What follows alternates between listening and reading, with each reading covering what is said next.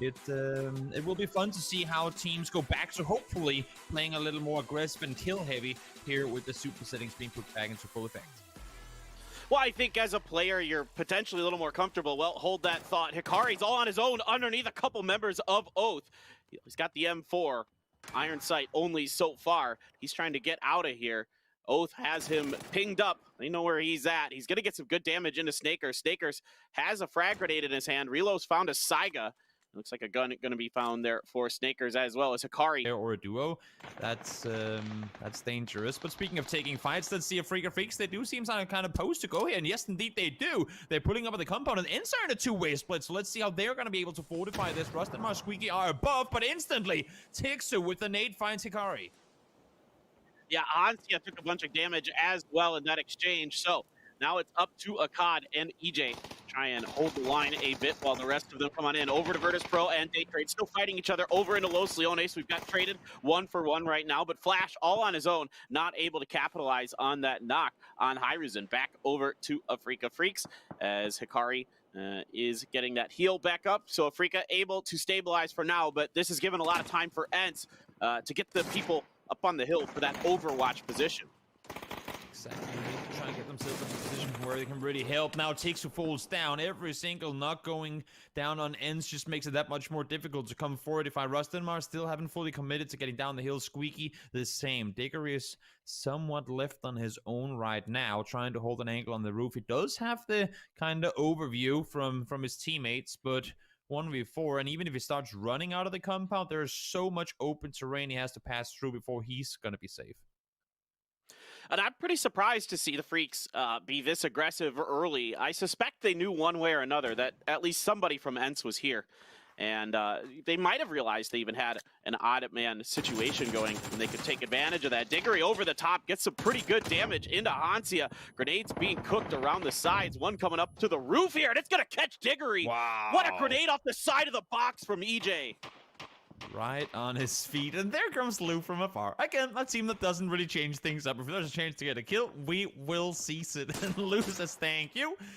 Last week, earlier this week, kills didn't matter much. We got a ton of them anyway, and you know what? Now that they matter, we might as well try and see if we can grab some more added here as well. Now, one thing that I thought was really interesting with this circle is we saw Oath and Afreeca Freecs land next to one another, but Ence, they normally go down towards Impala, but because Infantry is there, they're pushed up towards Junkyard with Buriram there too. So we actually had 4 teams around the Minas Hill, and that's way more than what you'd normally see. So when the circle did go in this direction too, if you take a look at the map, there's such a big pile of teams towards the northwest, where it'd normally be further spread down towards Impala and areas down. You can see the whole chunk by STK, 4AM, GEX, Buriram, all those teams that are kind of stuck up there because there are already so many teams that have filed in from this side of the circle. So you can say the line you have to wait in order to get to the circle is so much longer up there. Whereas to the day shift for phase number 2. Wow. Ooh. Way up to the northeast. Hard shift. So we don't have that one place you can really just crash you. Now let's see here. Peng up towards Mao Yi. Does he know that he's in there? He must have had some sort of an idea. Leo is pushing up towards the building as well. But do they know that Peng is right here? I don't think he does. Now he's seen, but no damage done. Yeah, not the best spray there from Peng. He's able to close the door behind him after taking half health himself. Volleybear gonna let go with some mollies into that building. That CC was knocked in after his own grenade started that. Molly connects as well, so that's gonna be CC down and out. MCG. Afreeca seems to be fighting everybody early on here. They lose a COD to Multi-Circle Gaming. Summer looks to be pretty screwed himself. Tanky up on the hill, and yeah, there's Summer being flushed, and Tank does get knocked and finished quickly, so MCG loses 3 in a hurry. And this is the result of the issue I was talking about earlier. There were so many teams funneled together on the north side of the circle that when you then have an east shift like that, you just can't do anything with it. Let's see, Peng inside finds one, but goes down immediately in return. And actually, oh, the flush just gets in. Mao Yi, unfortunately, can't get more of it. Does go down, but I mean, again, kills matter now, so might as well try and see if we can get some of them crazy. Falls down, Squeaky quick to flush, and now, ooh, forever taken down by Rustenmar as well. Great shooting, finds both the knocks. Squeaky is there to get both the flushes. Things I like. Codes down in that bottom left-hand corner there, guys. Get it. Gotta love those codes. Oh no, I opts to not go for it there. Back over to Shoot to Kill and Virtus.pro. And there was, I believe, one finished on to VP as SDK continues to navigate their way to the outskirts of the southeast side of the junkyard here and continue to kind of set up this barricade onto Virtus.pro. Want to get as many points out of this favorable position as they can before Circle decides to change its mind and go somewhere different. And now Shoot to Kill is also looking into Zenith, and Lingdu comes alive here. Toby, let's see what he's got. He's going to go for the stun. I don't know if Xiaolu is ready for this. Oh, there's no way he's going to be able to respond to that. Down he goes. Lingdu finds one, and again, when you're a solo player left alive, there's 48 players alive. That's usually a fact that you will not be making placement points this game unless if something crazy happens. So try and see if you can get 1, 2, maybe 3 points in this match, and you will have done essentially everything your team could have asked for you, given that you're a solo player left alive. Now, Circle goes towards the northwest. We're going to force all the teams in the south to make their way uphill, and on the north, well, there are now, what, 10 teams fighting for, I want to say, 3 spots for teams to be in. So a lot of teams will go down on the north very soon. Yeah, and Shoot to Kill, I mentioned earlier that they might be out of the next one. They are not, so they can kind of bunker down, figure out how they want to approach this next one. Still opting for the 2-2 split. Alo and Uncivil going to provide that front line power that we see. You know, they're very, very highly touted as frontline players by their coach, and I agree, they're very, very good. Afreeca Freecs continues to just damage teams left and right. Even though they've lost a COD, they're really in the thick of it, it seems like, throughout this entire round. Batulin's the only one left for Virtus.pro. Let's see if Hikari can get that grenade to go. It's Team Liquid who's going to back him off. That grenade almost finishes Batulin's, just like 10 health left on that one. It's so incredibly difficult when you're in a situation, you're outside the circle, you go, okay, what can we do here? We have to try and make it center somehow. They go, but they know it's too early to go center, but there wasn't an alternative. Yes, you can run into SDK, maybe lose one more player, and then you have 3 more teams to fight on the edge. They wanted to get away from the edge, but unfortunately, because of the circle's, I guess you can say, ruthlessness, there wasn't anywhere to go, and that's going to be Virtus.pro out in 15th.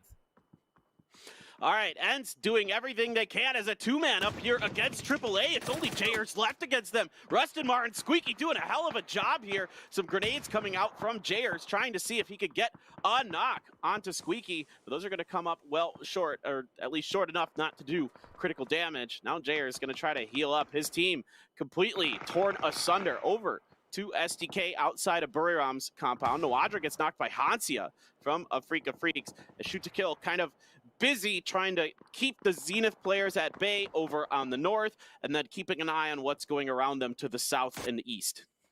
What can deliver here in the weekly finals? Lingdu, he tried, he lasted a while, but out in 13th goes MCG. Yeah, I think going back to Buriram real quick, when this team starts to... It's just going to make it that much more difficult for any of these teams to get down there, because they'll be trying to make their way south with teams in the crevices and dips right next to them.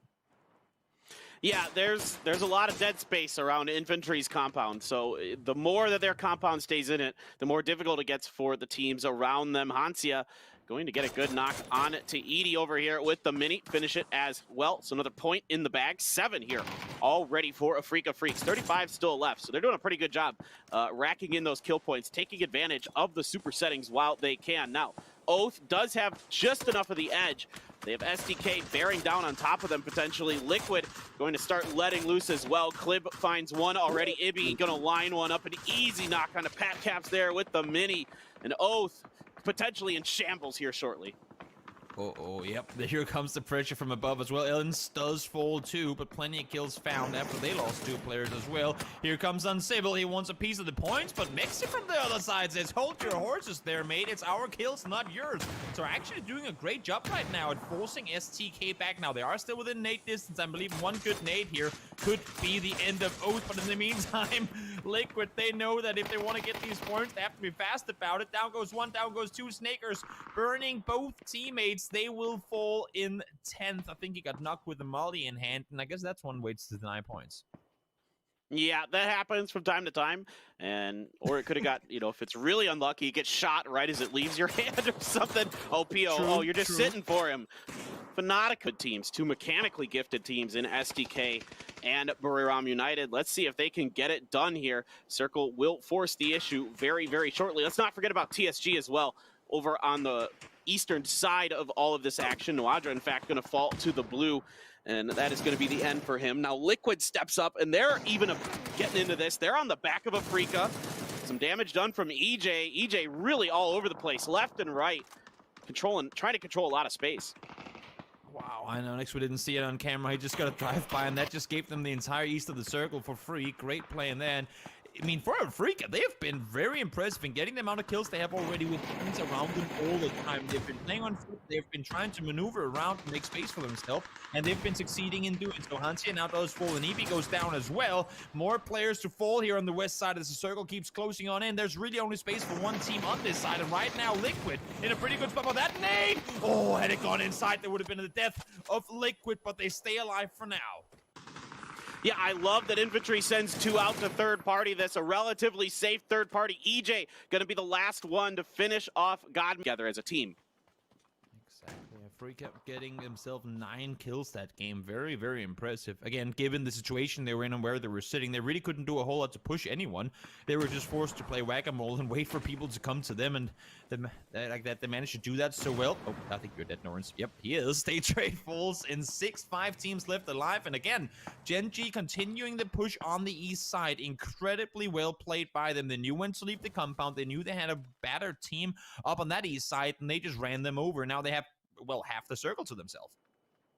Yeah, and look at this. Infantry's getting right behind Team Liquid, taking advantage of the terrain, covering them from that east side now, and it's going to be 9 up behind. He's going to find Jeems with some help from Longsker. Ooh, no, he's going to be traded by Mexi. Mexi, last one alive for Team Liquid. Going to underhand a cooked grenade a little bit, seeing if he could get lucky. Zhaoyang throws one. Mexi trying to do some damage to finish it, just not able to control the spray well enough, taking a whole bunch of damage in the meantime, and it's going to be Longsker up over the top, finishing the job. Team Liquid out in fourth.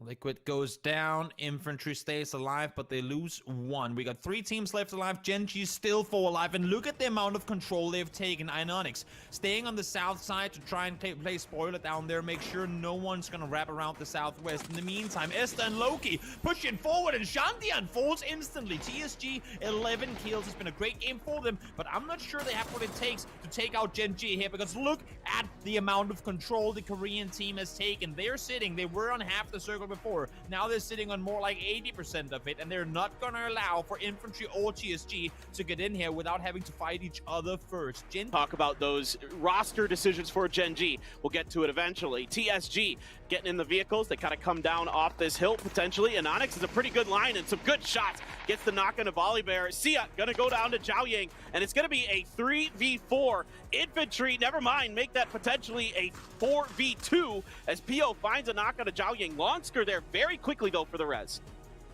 Gen.G moved forward. They knew this open space would be held to cross if they were the ones to do it, and now they went early instead. Let's see. 3 versus 4, 4v3 in favor of Gen.G. They're pushing forward. They know exactly where they have Infantry, and they have not had to have a close quarter fight yet, so they can just plummet nades over because they still have them. Here comes one. One falls Gen.G. Loki finds 2. It's just a 4. It's 3v1 now. Make that Zhaoyang down. Longsker is all that's left, trying to peek over the top. Tries to reload. Not gonna happen. PO